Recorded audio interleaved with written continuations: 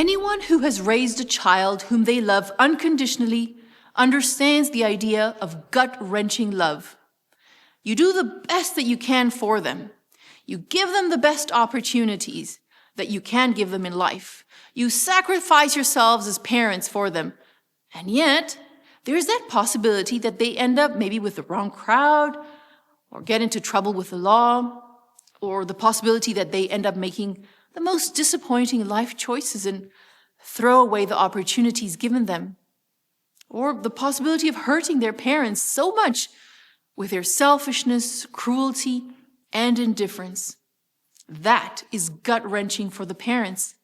And yet, most parents don't stop loving their children, regardless of what they do and who they become. That love is so deep, it hurts. It is gut-wrenching. Or when you fall in love with someone who you believe is meant 1,000% for you, a match made in heaven. They can do no wrong. Everything is perfect. And then they break up with you because they're interested in someone else. And you experience gut-wrenching love because you're still completely in love with them. You love them so much that it hurts, and you can't imagine your very existence without that person. In the book of Hosea, we read about God's love for his people, that gut-wrenching love because Israel was not usually faithful to God, and yet he couldn't stop loving them. There's a Christian songwriter, Michael Card, that wrote a song based on the relationship between Hosea and Gomer, a symbol of the relationship between God and his people.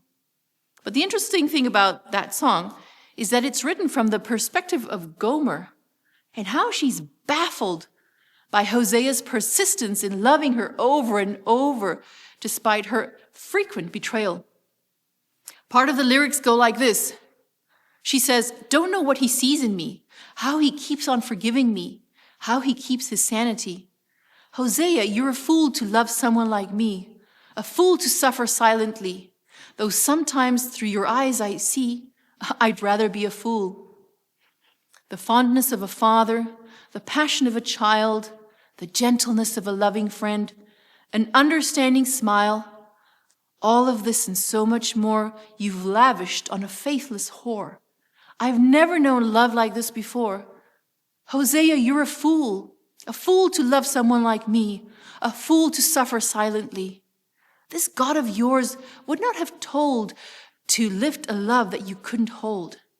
And though time and time again I flee, I'm always glad to see you coming after me. Simply more than I can see how he keeps on forgiving me. The wife of adultery, Gomer is my name. Gut-wrenching love. If you're ever feeling unworthy or unloved, I invite you to read Hosea 11. That is one of the most tender, loving expressions of God toward his people, and it'll change you. And with that, we come to the end of our nugget. I'll see you tomorrow.